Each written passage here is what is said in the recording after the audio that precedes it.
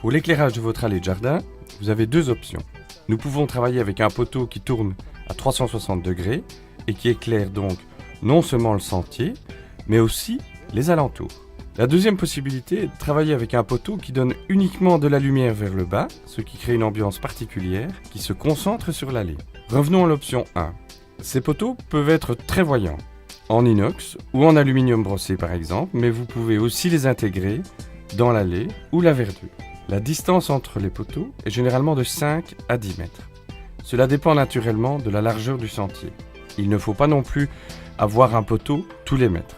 L'objectif est d'obtenir un jeu d'ombre et de lumière sur l'allée et un éclairage qui ne soit pas aussi uniforme que dans le cas d'un éclairage urbain, par exemple. Pour l'interrupteur, vous avez deux possibilités. Nous pouvons travailler avec un interrupteur crépusculaire à ampoule économique. La lampe s'allume alors automatiquement lorsque le jour baisse et reste allumée toute la soirée ou toute la nuit. Si nous travaillons avec des périodes plus courtes, il est préférable d'utiliser une autre lampe, un halogène ou un LED par exemple. Ces lampes sont plus adaptées à des périodes plus courtes de luminosité. Option 2. Pour un éclairage de l'allée uniquement, c'est-à-dire lorsque le point lumineux est orienté vers le bas, votre raisonnement sera purement fonctionnel.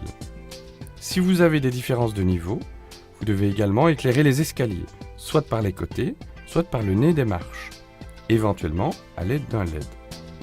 Vous découvrez ici l'éclairage d'une allée avec escalier.